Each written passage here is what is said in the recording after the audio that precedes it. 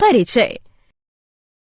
क्या तुम जानती हो कि भारत की भूमि सतह 43% मैदानों, 28% पहाड़ों तथा 30% से कम पर्वतों तथा पहाड़ों से घिरी हुई है? हाँ, तुम बिल्कुल सही कह रही हो।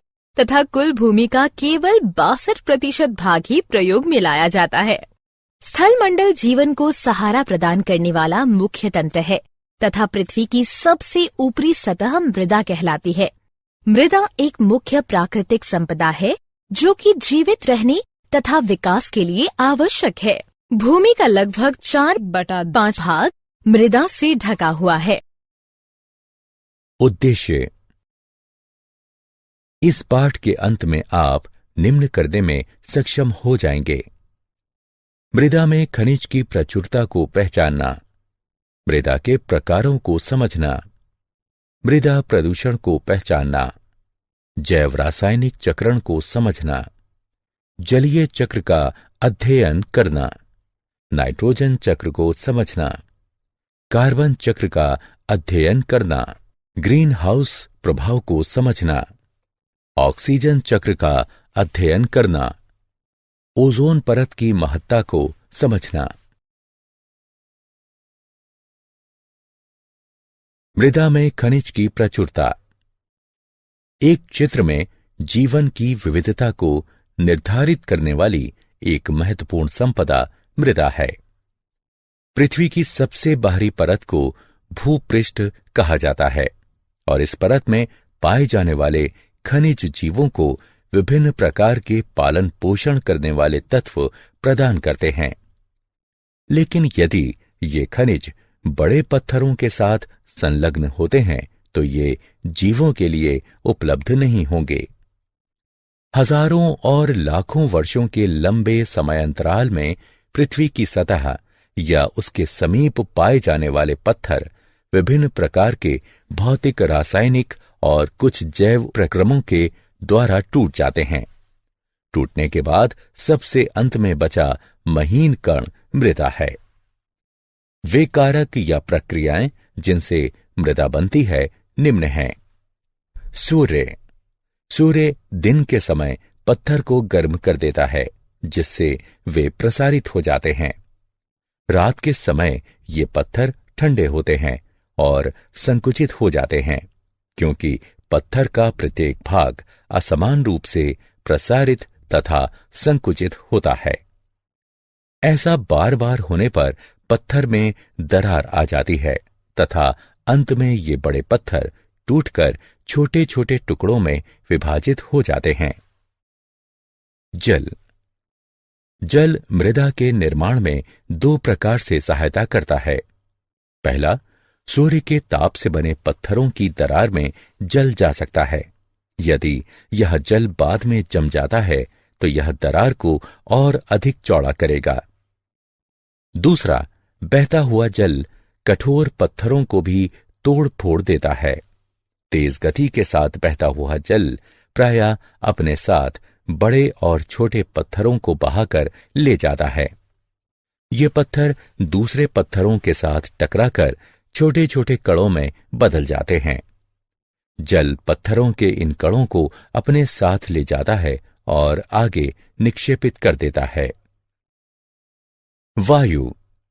जिस प्रकार जल में पत्थर एक दूसरे से टकराने के कारण टूटते हैं, उसी प्रकार तेज हवाएं भी पत्थरों को तोड़ देती हैं। वायु जल की ही तरह बालू को एक स्थान से दूसरे स्थान तक ले जाती है।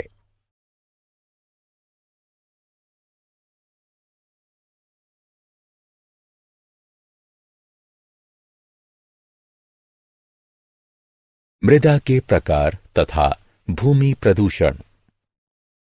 मृदा एक मिश्रण है। इसमें विभिन्न आकार के छोटे छोटे टुकड़े मिले होते हैं। इसमें सड़े गले जीवों के टुकड़े भी मिले होते हैं जिसे ह्यूमस कहा जाता है। इसके अतिरिक्त मिट्टी में विभिन्न प्रकार के सूक्ष्म जीव भी मिले होते हैं। मृदा के प्रकार का निर्णय उसमें पाए जाने वाले कणों के औसत आकार द्वारा निर्धारित किया जाता है। मृदा के गुण को उसमें स्थित ह्यूमस की मात्रा और पाए जाने वाले सूक्ष्म जीवों के आधार पर निर्धारित किया जाता है। मृदा की संरचना का मुख्य कारक ह्यूमस है, क्योंकि यह मृदा को सरंध्र बनाता है और वायु तथा जल को भूमि के अंदर जाने में सहायक होता है। खनिज पोषक तत्व जो उस मृदा में पाए जाते हैं वह उन पत्थरों पर निर्भर करते हैं जिससे मृदा बनी है। किस मृदा पर कौन सा पौधा होगा, यह इस पर निर्भर करता है कि उस मृदा में पोषक तत्व कितने हैं, ह्यूमस की मात्रा कितनी है और उसकी गहराई क्या है। इस प्रकार मृदा की ऊपरी परत में, जिसमें मृदा के कणों के अतिरिक्त ह्यूमस और सजीव स्थित होते हैं, उसे ऊपरी मृदा कहा जाता है। ऊपरी मृदा की गुणवत्ता एक महत्वपूर्ण कारक है जो उस क्षेत्र की जैविक विविधता को निर्धारित करती है। आधुनिक खेती में कीटनाशकों और उर्वरकों का बहुत बड़ी मात्रा में प्रयोग हो रहा है। लंबे समय तक इन पदार्थों का उपयोग करने से मृदा के सूक्ष्मजीव मृत हो जाते हैं और मृदा की संरचना को नष्ट कर सकते हैं, जो कि मृदा के पोषक तत्वों का पुनः चक्रण करते हैं। ह्यूमस बनाने में सहायक भूमि में स्थित केंचुओं को भी ये समाप्त कर सकते हैं। अगर संपोषणीय खेती नहीं की जाए तो उपजाऊ मृदा जल्द बंजर भूमि में परिवर्तित हो सकती है। उपयोगी घटकों का मृदा से हटना और दूसरे हानिकारक पदार्थों का मृदा में मिलना, जो कि मृदा की उर्वरता को प्रभावित करते हैं और उसमें स्थित जैविक विविधता को नष्ट कर देते हैं, इसे भूमि प्रदूषण कहते हैं। मृदा के महीन कण प्रवाहित वायु या जल के साथ भी स्थानांतरित हो सकते हैं। मृदा के समस्त कणों के स्थानांतरित हो जाने पर कठोर पत्थर बाहर आ जाता है। इस प्रक्रिया में एक महत्वपूर्ण संपदा की हानि हो जाती है, क्योंकि पत्थर पर उर्वरता नगण्य होती है। इस प्रक्रिया को मृदा यानी भूमि का अपरदन कहते हैं। पौधों की जड़ें मृदा यानी भूमि के अपरदन को रोकने में महत्वपूर्ण भूमिका निभाती हैं। सतह पर पाई जाने वाली वनस्पतियां जल को गहरी परतों के अंदर ले जाने में भी महत्वपूर्ण भूमिका निभाती हैं। जैव रासायनिक चक्रण। जैव रासायनिक चक्रण ऐसे चक्रीय मार्ग हैं जिनके द्वारा रासायनिक तत्व यानी घटक पर्यावरण से जीवों में आते हैं तथा पुनः जीवों से पर्यावरण में वापस आ जाते हैं। जैव रासायनिक चक्रण इसलिए आवश्यक है क्योंकि इन तत्वों के संदर्भ में पृथ्वी तथा उसका पर्यावरण बंद तंत्र कहलाता है तथा इन तत्वों का पृथ्वी से बाहर कोई भी बहाव नहीं होता तथा उनकी मात्राएं सीमित होती हैं। जैव रासायनिक चक्रण मुख्यतः दो प्रकार का होता है, गैसीय चक्रण और अवसाद चक्रण। जलीय चक्र। हम जानते हैं कि जलीय भागों से जल के वाष्पीकरण और फिर उस जल वाष्प के संघनित होने के कारण वर्षा होती है, लेकिन इस लगातार संघनन प्रक्रिया के बाद भी हमने समुद्रों और महासागरों को सूखते हुए कभी नहीं देखा है। इसलिए हमारे मस्तिष्क में यह प्रश्न उठता है कि किस प्रकार यह जल इन जलीय भागों में वापस आ जाता है।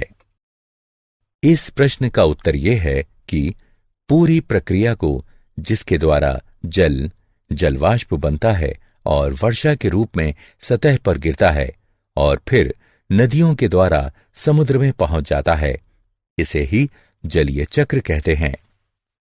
ये सारा जल जो पृथ्वी पर गिरता है तुरंत समुद्र में वापस नहीं चला जाता है।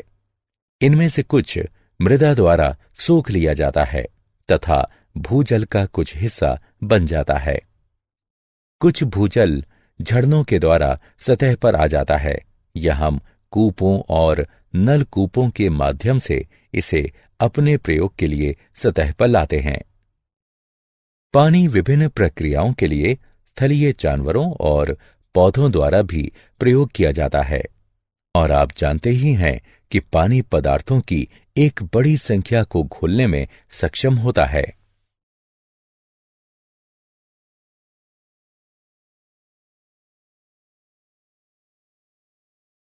नाइट्रोजन चक्र।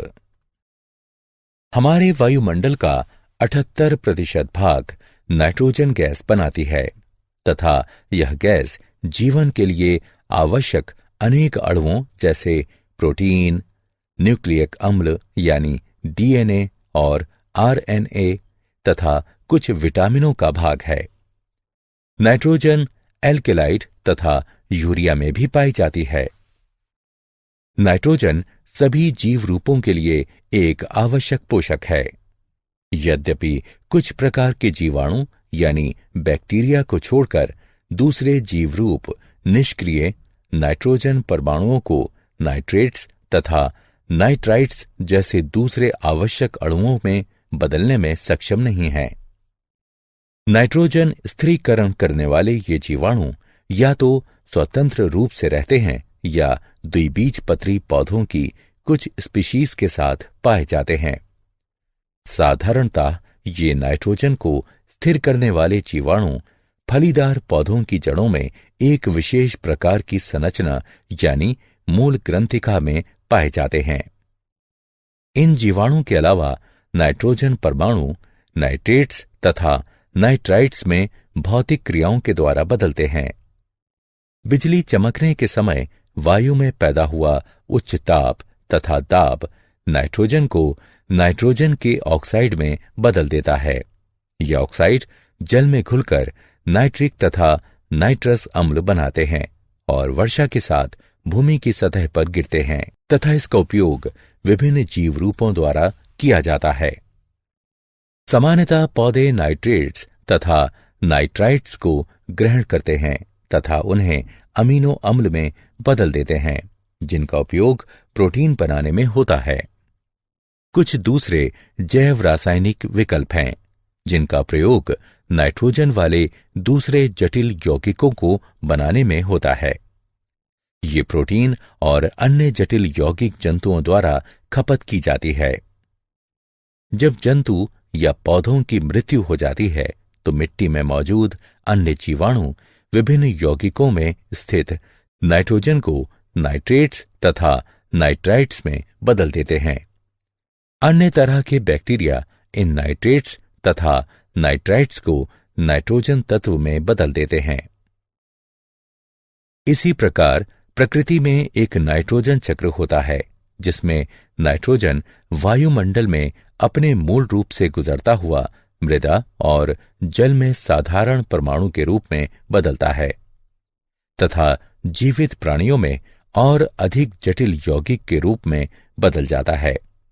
फिर यह साधारण परमाणु के रूप में वायुमंडल में वापस आ जाता है। कार्बन चक्र। कार्बन पृथ्वी पर बहुत सारी अवस्थाओं में पाया जाता है। ये अपने मूल रूप में हीरा और ग्रेफाइट में पाया जाता है। यौगिक के रूप में यह वायुमंडल में कार्बन डाइऑक्साइड के रूप में विभिन्न प्रकार के खनिजों में कार्बोनेट और हाइड्रोजन कार्बोनेट के रूप में पाया जाता है, जबकि सभी जीव रूप कार्बन आधारित अणुओं जैसे प्रोटीन, कार्बोहाइड्रेट्स, वसा, न्यूक्लिक अम्ल और विटामिन पर आधारित होते हैं। बहुत सारे जंतुओं के बाहरी और भीतरी कंकाल भी कार्बोनेट लवणों से बने होते हैं। प्रकाश संश्लेषण की क्रिया जो सूर्य की उपस्थिति में उन सभी पौधों में होती है जिनमें कि क्लोरोफिल होता है, इस मूल क्रिया द्वारा कार्बन जीवन के विभिन्न प्रकारों में समाविष्ट होता है। यह प्रक्रिया वायुमंडल में या जल में घुले कार्बन डाइऑक्साइड को ग्लूकोज अणुओं में बदल देती है। ये ग्लूकोज अणु या तो अन्य पदार्थों में परिवर्तित हो जाते हैं अथवा अन्य जैविक रूप से महत्वपूर्ण अणुओं के संश्लेषण के लिए ऊर्जा प्रदान करते हैं। जीवित प्राणियों को ऊर्जा प्रदान करने की प्रक्रिया में ग्लूकोज का उपयोग होता है। श्वसन की क्रिया द्वारा ग्लूकोज को कार्बन डाइऑक्साइड में बदलने के लिए ऑक्सीजन का प्रयोग हो भी सकता है और नहीं भी। यह कार्बन डाइऑक्साइड वायुमंडल में वापस चली जाती है। दहन की क्रिया, जहां ईंधन का उपयोग खाना पकाने, गर्म करने, यातायात और उद्योगों में होता है, उसके द्वारा वायुमंडल में कार्बन डाइऑक्साइड का प्रवेश होता है। वास्तव में जब से औद्योगिक क्रांति हुई है और मानव ने बहुत बड़े पैमाने पर जीवाश्म ईंधनों को जलाना शुरू किया है, तब से वायुमंडल में कार्बन डाइऑक्साइड की मात्रा दुगनी हो गई है। ग्रीन हाउस प्रभाव। ग्रीन हाउस प्रभाव एक प्रक्रिया है जिसके द्वारा एक ग्रह की सतह से ताप विकिरण वायुमंडलीय ग्रीन हाउस गैसों द्वारा अवशोषित हो जाती है और फिर सभी दिशाओं में विकीर्ण हो जाती है। उसके बाद विकिरण का कुछ भाग पुनः सतह की ओर वापस आ जाता है। ऊर्जा सतह और निचले वायुमंडल में स्थानांतरित हो जाती है। यदि सौर विकिरण द्वारा प्रत्यक्ष गर्मी केवल ऊष्मीय प्रक्रिया थी, तो परिणाम स्वरूप वहां तापमान अधिकतम होगा। वायुमंडल में विद्यमान कार्बन डाइऑक्साइड में वृद्धि से वायुमंडल में ऊष्मा की वृद्धि होती है तथा वैश्विक ऊष्मीकरण ग्लोबल वार्मिंग को बढ़ावा देती है। वैश्विक ऊष्मीकरण यानी ग्लोबल वार्मिंग के कारण समुद्र के स्तर तथा वैश्विक तापमान में वृद्धि होती है। यह कृषि पर भी प्रतिकूल प्रभाव डालती है तथा तूफान, चक्रवात और बाढ़ की संभावना को बढ़ावा देती है। तापमान और आर्द्रता में वृद्धि के कारण रोग में वृद्धि हो सकती है।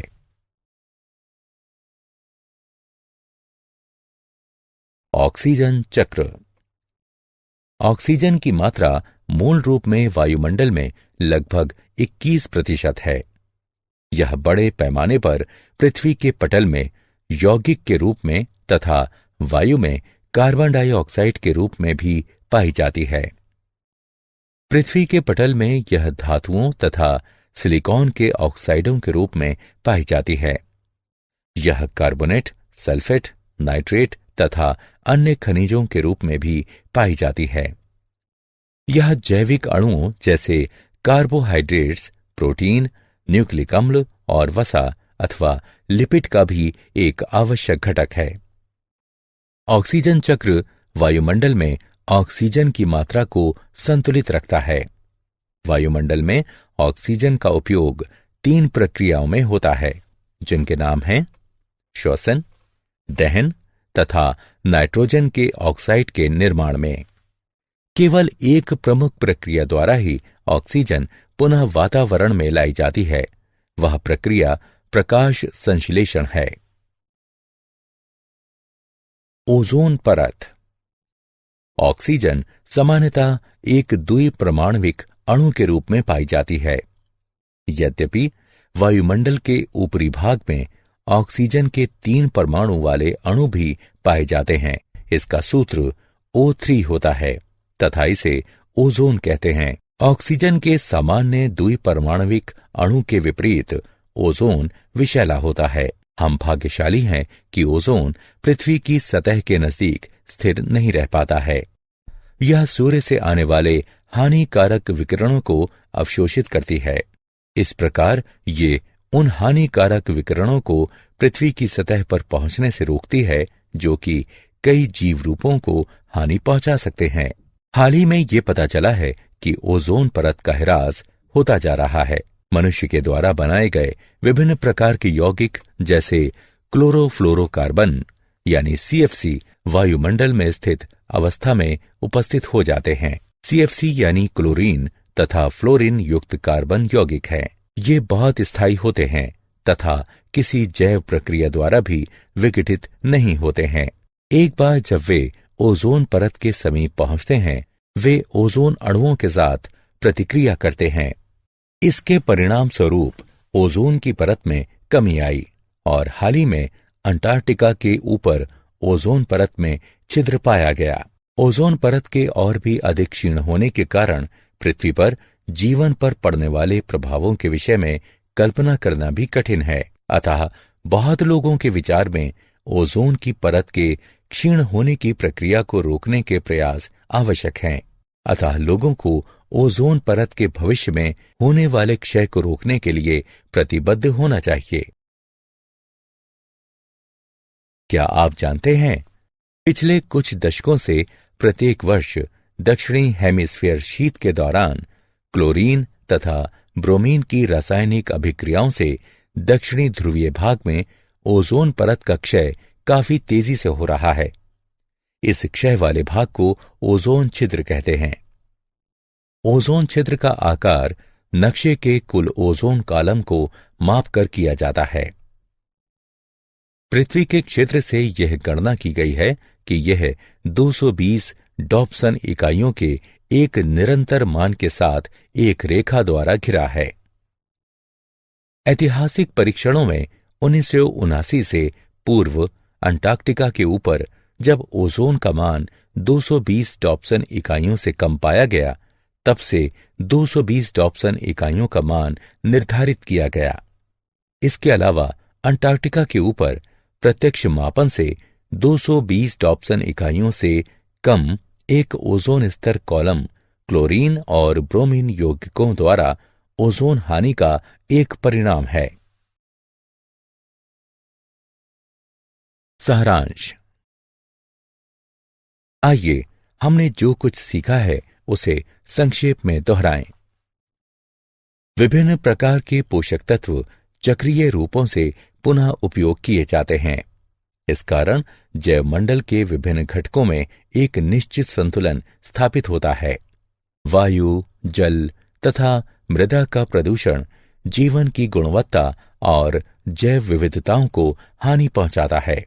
हमें अपनी प्राकृतिक संपदाओं को संरक्षित रखने की आवश्यकता है और उन्हें संपोषणीय रूपों में उपयोग करने की आवश्यकता है।